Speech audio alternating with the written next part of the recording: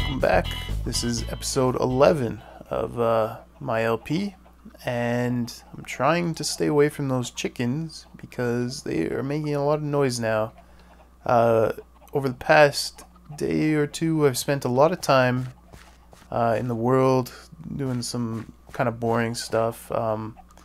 So yeah, I haven't done a lot of exciting stuff from the last episode, but I did a lot of necessary things, and one of them was stocking up the egg supply chute with lots and lots of chickens. So we're approaching 100 in there, and we're getting some pretty good rates there. I'll go over there and I'll throw some of these eggs up. Okay, yeah.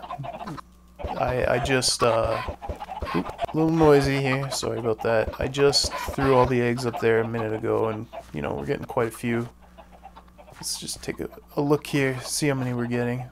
There's one. I don't know, it should be like one every 5 or 10 seconds with that many chickens, something like that. Come on, guys, or gals, as the case may be. Alright, well, yeah, 100 chickens in there, they lay one egg. It's perfect, just how I wanted it to work. Yeah, we'll come back to that, but you know, at the end of last episode, I was chopping down birch trees, and I won't subject you to that again. But you know, I thought, why not come up here and turn this into a bit of a tree farm until I'm done this project. I got dirt already, like, you know, why not do something useful with it? I got all the pumpkins laid out, so yeah, been farming some birch trees up here. Got quite a bit of birch wood somewhere. Okay, we got a couple more eggs there. I'll just grab those. So, okay, yeah. Well, this isn't killing them anymore, and we're getting decent rates. And yeah, so that's what I've done up here. Now I'll head down. We'll take a look at a couple other things. Ooh. Oh man, when I was working on getting those chickens up there, you'll notice I covered up the whole hole with dirt. Yeah, I had a couple mishaps, falling down, plunging to my death. One time I fell like kind of right here, and I don't know if the ladder contained everything, but all my stuff was sitting just right here when I landed. And then another time I landed, I don't know, somewhere on here, and I exploded and my stuff was everywhere, and it was a mess. So I covered up the top with dirt there, so hopefully that won't happen again. Haven't done anything with the redstone since last episode, and you know, I spent a little bit of time in the nether, and by a little bit I actually mean a lot. I went over to the double blaze spawners, and I was well, I wasn't at the spawners, but in that stronghold there I took over the faux hammer, and you know, I was taking out some wither skeletons. See how you guys doing down there? Perfect. Yeah, I was farming up some wither skeletons, and you know, they have a 1 in 40 chance of dropping a skull. So it's not a very high chance. 1 in 40 chance of dropping a skull, and a 1 in 40 chance of dropping a stone sword. And well, you can see right there, I got 1 skull. But in the time it took me to get 1 skull, I got 5 stone swords. So, having a little bit of bad luck there. But, I guess that was kind of exciting. Those guys are pretty tough fights. But, the next thing I want to show you is the one actually kind of interesting thing that I did since last episode. And that was, Rom and I went and found the Stronghold. So yeah, I didn't record that, but you know, I wanted to do with him, and I didn't know if he wanted to me to record us doing that. So yep, we just did that, and I am going to head over there, and I'll show you where it is. Well, here I am at Rom's old house. He used to live in the middle of a frozen pond, and he's since abandoned this place. He had a project going on over there. I don't really know what he was working on, but I did come here for a reason, and that reason is when we found the Stronghold, we had some obsidian with us. We made a nether portal, and when we made it, it ended up coming out here at his old place. So, of course, we say, okay, well, we'll go back into the nether. We know the coordinates of the Stronghold. It's at about, 1,330 or so. So we say, okay, well, we'll come back through his portal with some more obsidian, and we'll go find the equivalent spot in the nether to make a new portal that leads directly to the Stronghold. So we come out here, and we say, okay, 1,300, so you divide 1,000 by 8, and you get about 125 on the X, which you can see is right here. And, it's about 330, so you divide that by 8, and let me just do that real quick so I can remember. And you get, about 40, 41, somewhere around there. So we say, okay, well, we've made a bunch of stone picks, so we could dig through the netherrack, and we're already on 125, and we're going towards, I already forgot, we're going towards about 40. Yeah, that was right. And that happens to be right on this path, and this path was already here. I have to go along here. Actually, okay, so this way here goes to Guac's place and Rom's new place, and this way here goes to my place. So we ended up just walking along the path here and making the portal right there. You can see it on the right hand side there. Here's the turn to go towards spawn and towards my place, and it's just amazing to me that the portal ended up being right on one of the paths we already had dug in the nether. So here's the Stronghold. We've kind of set up a temporary base here. Yeah, we got a few things. Nice iron door sitting in the middle of the floor, but yeah, got some storage, beds set up.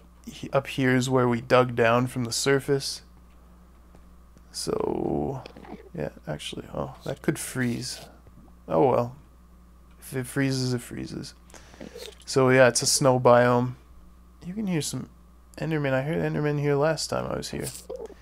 Anyways, so yeah, we dug down there, and the Stronghold's actually pretty nice and high up. It's only the portal's on about Y40, something like that. So it's just through here, and I'm obviously not going to go in because I would lose all my stuff in all likelihood, and we'll probably kill him pretty soon, but maybe I'll end up recording that. So there's a portal, just some dirt here to try to keep it, keep those damn guys off of us. And yeah, just a quaint little home base here for fighting the dragon, and at some point we'll do a lot with this, but yeah, it's a nice location. Right on the way to everything is where the Stronghold is. So that's that, and next I've been thinking about experience, for levels, for enchants and all that sort of thing, and I was thinking how tired I am of that damn zombie grinder. So yeah, that's somebody else's house down that way. And where was I? Oh yeah, the zombie grinder. I'm tired of that damn thing. It's too slow, and so I've been thinking that soon I'm gonna break away again here. This is the portal to spawn. Soon I'd like to get the double blaze spawner up and going. And this is where we'll probably end up doing a nether hub kind of deal. So, where was I? I keep interrupting myself. Yes, probably would like to get the double blaze spawner operational soon. So, I was doing a little bit of research into spawners, and I got some interesting things to show you in creative. So, that's where we'll go next. And this is my portal right here. So, off to creative.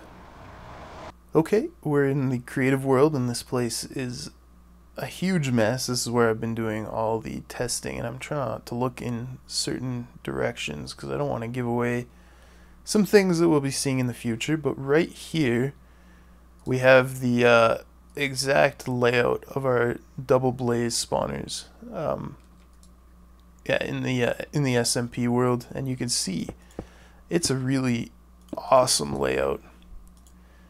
From corner to corner of the 8x8 spawning radius, we have exactly 6 blocks, and they're on exactly the same Y level, and yeah, it's just perfectly lined up, and that's really great.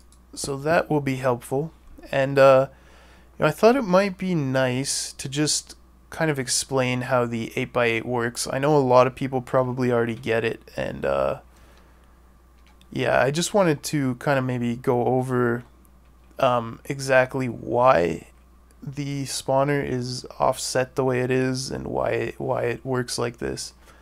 So a lot of people probably already know this, but the way coordinates work, it's actually like this block is not centered on an X and a Z coordinate. It's actually the corner of a block. So if I stand like right over top of this corner, you can see I'm pretty close to exactly on 716X and 320Z. Which way do I have to go? Yeah, so it's this corner of the block that the 8x8 spawning is centered on. So you can see right where these 4 blocks meet up, that is the center of where the mobs are eligible to spawn. So you have 4 that way, 1, 2, 3, 4, 4 that way. So that's how it works. And then it ends up making sense because if you think that this is the spot where it's eligible to spawn, and then in this direction, this way, the numbers are going up. So like if 0, 0 is spawn and you're standing on the corner closest to spawn, it draws the spawner in the direction going away from you, if that makes sense. Makes sense to me. So there's that. I thought it might be helpful to explain that. But then, you know, I was doing some more research, and I came across something kind of interesting. So I set up a little experiment here. You can see there's a blaze spawner down there. And right here, if you count these off, we got 1, 2, 3, 4, 5, 6, 7, 8. So that's your 8x8 laid out, demarcated by these stone bricks in the corners. And so I was reading about spawners on the wiki, and it said that when a mob spawns from a spawner on its Y coordinate, it always spawns on an integer value. So, you know, if I stand right on this brick, my feet are at exactly 29. If I'm standing up here on this glass, I'm at exactly 32. But the X and Z coordinates for a mob spawned from a spawner can be any number. Like, it doesn't have to be a whole number, which meant to me that a mob was eligible to spawn kind of at the edge of the 8x8. So I devised this experiment to see if that was the case. So you can see we have actually these half-size blocks, which are the iron bars. So this is actually 7 across. And if mobs could only spawn inside the 8x8, they would be completely blocked off from spawning by the way this is laid out. But that doesn't seem to be the case. So if I set the time to night, we should, and we're on hard, right? Yep. We'll see that mobs are actually able to spawn on this outside ring out here, and it should happen fairly quickly. So we'll just give it a minute here. Come on. Don't make me wait. Okay, there you go. So we've seen a blaze spawn out here. And if mob spawners worked the way I thought they had always worked, the blaze wouldn't be eligible to spawn out there. He'd be on, you know, he'd have to spawn directly right here. Let me just turn it to peaceful again. He'd have to spawn directly, you know, like right here, like on a whole number. So at the corner of these blocks. So yeah. So what this is saying to me is that in order to fully maximize the potential for a spawner, you actually need a 10 by 10 interior dimension, because the mobs can spawn like most of the way over outside the 8 by 8, and if you have a solid wall there, then they won't be eligible to spawn in that spot because you'll be blocking it off.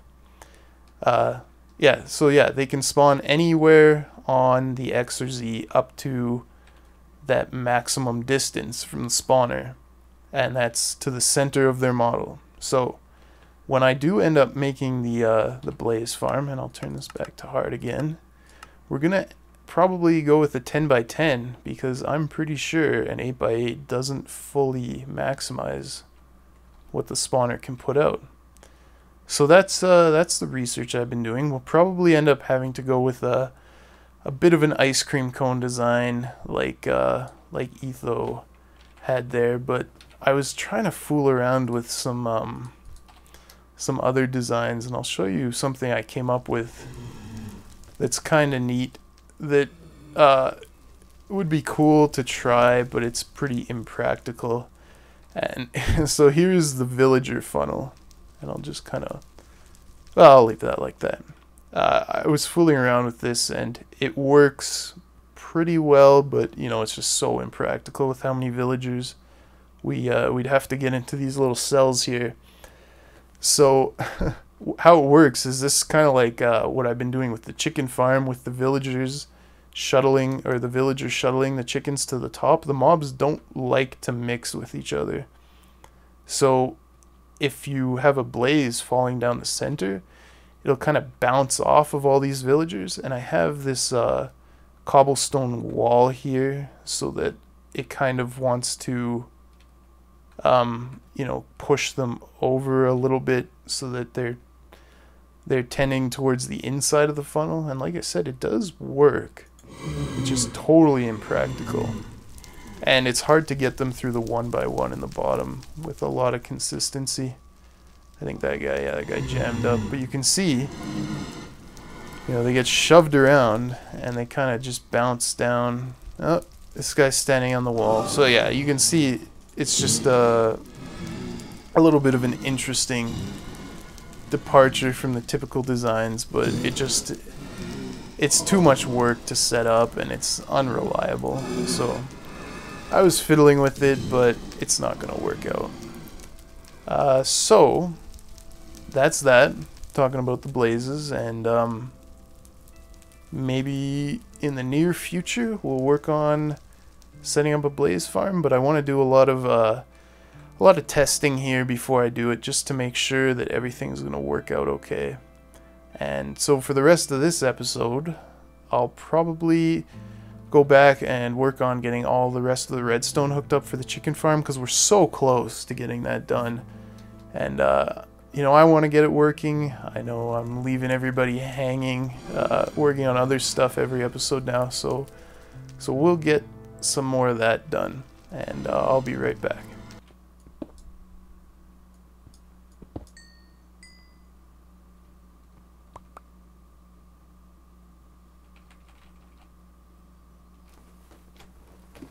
Okay, I've been working on the redstone here for, oh, I don't know, 45 minutes, an hour maybe, and I've accomplished exactly nothing. The problem is, I was trying to run all the wire up top, like, oh, damn it, that was supposed to be The line for running the lost my train of thought, and now I'm falling, and fried my brain a little bit doing this. That was supposed to be the wire for running the signal from the binary counter to the RS NOR latch that disables the button that shoots eggs, and also turns on the little kill switch device that stops more chickens from making it to the counter. And there were a couple problems with what I was trying to do. The first one was the distance that the signal had to go was simply too far. It had to travel from down there. Hang on. Let me get rid of this.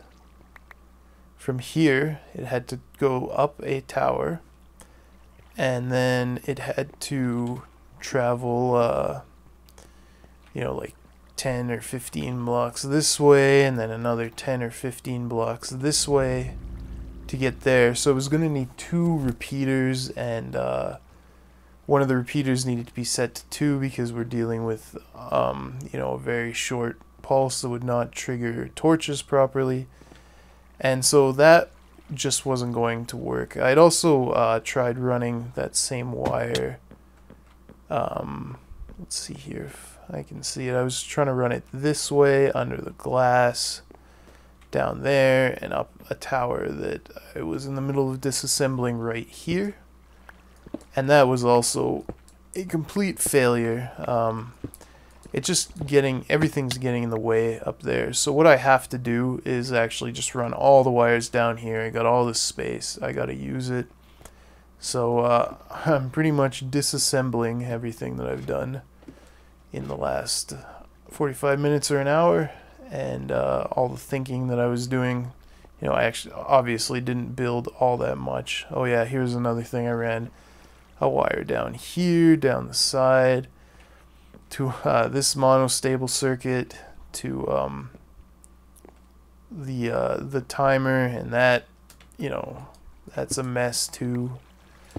So yeah, spent a lot of time trying to spaghetti stuff through, and it was a bad idea from the start. It was a mistake to try to do that. So I'm paying for it a little bit, but I'll get some work done, and then maybe I will actually have something to show you. Okay, little update here. This has been a lot more work than I expected it to be. So things are going all right. Okay, so this is still set up like it was. Press the button. If this torch is off, then you press the button and it allows that torch on. Signal goes down and starts up the egg shooter. That's just like before. But now I have it set so that the line for that torch there runs down this wire stack to this RS NOR latch, and right now it is set so that that button is disabled, but if I hit this button, it would flip it back. Actually, let me just move this to the other side, because that is positioned to also trigger the boat timer, which I don't want right now. So that shouldn't have done anything other than allow the lamp up top to turn back on. I'm moving all the wiring down to the bottom there because there just wasn't enough room, and I'm telling you, this part is... Oh, sorry about that little recording issue, but the light is on now. The problem was the wire here just wasn't long enough, so I just added a repeater. It's the easiest fix to that.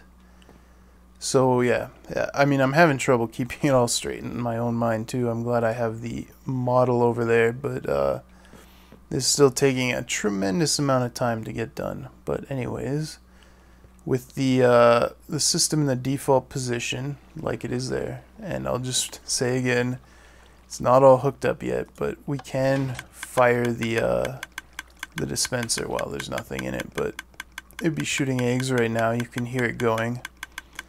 And then what happens down there, as soon as the binary counter here hits the end, sends a signal down this line here, that far one, and since it's a very short pulse, whoops.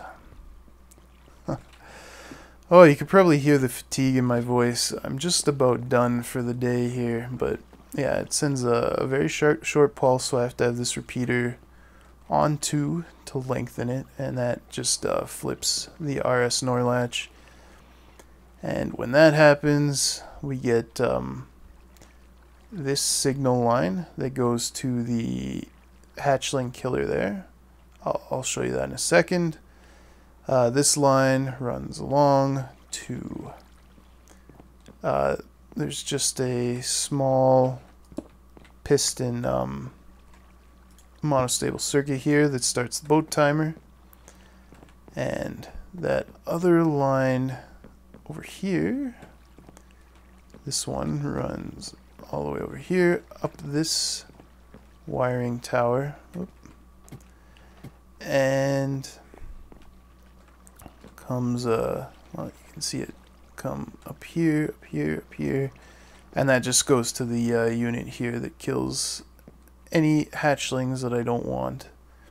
And I realized now that I am probably going to end up with a few extra every time in all likelihood, because the signal takes time to propagate through the binary counter every time it gets triggered, so it will probably have enough time to let a couple extra chickens through in most cases, and that's unfortunate, but what can you do?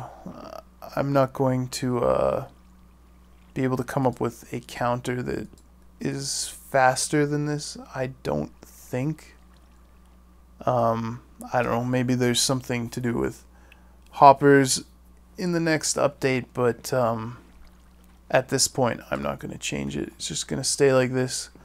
A little less optimal than I would have liked, but we'll have to deal with it. And then so on this side, I've been getting some of the wiring done here. Because of the wiring for these lamps, I kind of had to turn this unit sideways, or I had to put like a kink in it, but that's alright, that's working out. So here's that AND gate here, wires there stopping that torch and that torch from coming on, and I think, yeah, I can get over here. So this is for when the unit is all cycled through and it's ready to kill all the chickens.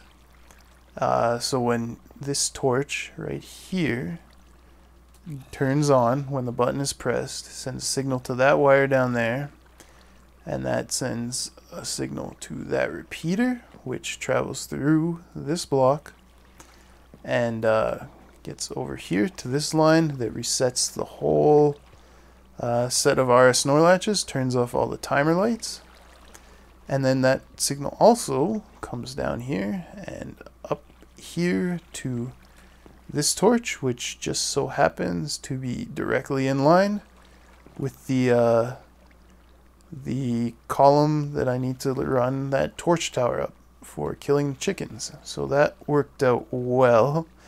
One of the few things that did work out well so far. You know, I'll have to fiddle around with this a little bit, but no, this part I can get working pretty easily. I mean, I just realized if I put a block on top of there, it'll start burning that torch out, but you know, I have a little bit of room. I can fiddle with that to get that working properly. So things are going well there. If I go over to the model, things I still need to hook up. I need to hook this wire up to the far side there. to keep the light off and to keep the AND gate in the off position until I need it. And I need to obviously build the torch tower all the way up, and then I need to get this line here and this line here to go between the two units.